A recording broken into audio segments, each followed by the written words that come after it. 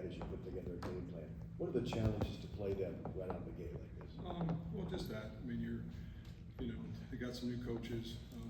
Coach Wells on offense is a friend of mine, and I think he's a tremendous football coach. Great coordinator, fundamental guy. They've got talented guys.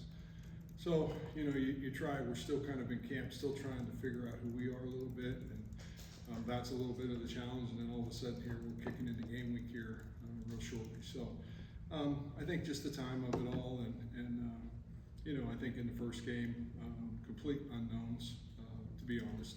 The quarterbacks, Heisman Trophy candidate, the tailback's incredible, wideout's incredible. They do a great job with their O-line. They do what they do, physical all the time. So, you're going to understand all that, and yet you're going to have to play the defense that you know best, and that's what we're still trying to work on a little bit. How about the position battles, starting position battles that you've had in camp? How are those looking? Start maybe like defensive line and how the linebackers are shaking out. I think it's still going on. Bill, to be honest, I think I'd be remiss if I said that I knew who the starting 11 were. I got a handle on a couple guys for sure. But I think there's great battles at D-line. The linebacker core's got a lot of experience. Those guys are getting reps. They're all going with the ones. They're going with the twos. Good days. That group doesn't have a lot of bad days, but good days and a little bit average, and all of a sudden somebody's in front of you and that kind of thing. And then the back end is a lot of young guys trying to sort it all out. And, I think they're growing as well. Got into some 2-minute stuff today and some different packages and some of that kind of thing. So we're still a work in progress. And I mean, it's still Tuesday. We've got to figure out here by the end of the week, and then we'll start getting all those guys the 1 reps. Who are some of the younger guys that have caught your eye this camp and seem to have a bright future? I think some of the kids that have been around a little bit that even were around last year, Carson Van Dinter's had a great, spring, summer, fall. Marcus Neal has had a great spring, summer, fall. D lineman Jace Gilbert, Elijah Carnell, those guys have had great spring, summer, fall. Hawk has done a great job this fall. Just trying to think, Benny DeGoy is learning a new position. He's done a good job. Quentin Taylor, guys at corner. Kajon Cummings-Coleman's done a great job learning. A lot of that stuff's new for these kids, but there's a good group of young folks that are really competing at a high level, and they make their daily mistakes, but they don't usually make the same one twice, and that's a blessing to them, and for us. John, when you're building a week 0 game plan, how much stock do you put in past knowledge of last year's Kansas State team or game film from last year? You have to, and I think with our defense, you have to go back and really study us and what everybody has done against us, and the good and the bad and the ugly, and that's where we really start. We started that in January when we came back, and try to fix some of the problems and some of the things, and some of it was just some folks that were in there injured or battling their tails off. But you have to look schematically at what you do, what those teams have done against your defense, and that's the starting point. And then you add all of that to, man, they're watching all of that too. Man, that was a really good play against Miami, or K-State had a great success on this route, or whatever it was. And so you have to go back and, man, how can we fix that? How can we solve some of those problems? So that's where it all starts really for us. And with these early season matchups, do you feel like you guys make or are prepared to make more adjustments on the fly for like a week 0 or week 1 game? Well, you're going to have to be, you're going because you don't really know you don't have any idea what they're doing. I mean, they may look at all that and say, hey, we're going to do something completely different. So you really don't know. You really have to be good at what you do.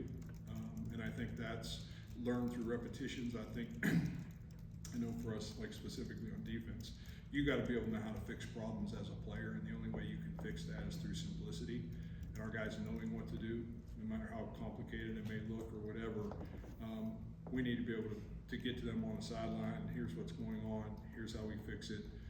This is the defense we'll play, and that's kind of how you have to roll, I think, in the first couple games, because we're not going to know anything about the second game either.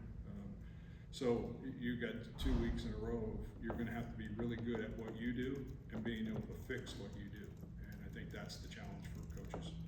Matt's talked to us a lot about wanting to see the toughness of this team develop.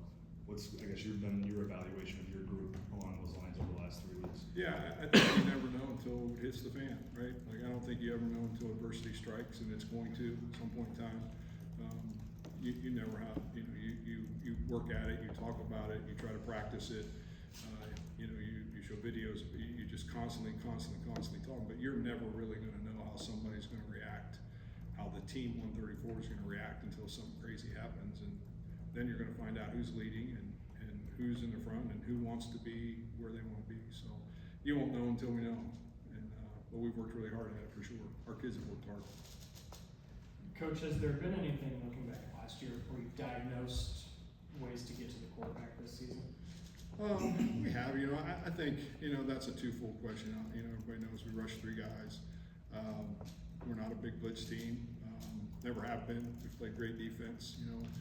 I think there's two sides of that. You either have to cover them long enough to get a sack, or you've got to get a sack vice versa, you know, quicker than you have to cover them. And those two, for when you rush 3, like everybody, you know, Will McDonald set a record here in sacks with a 3-man rush. Part of that is because when you drop 8, you got more guys to cover.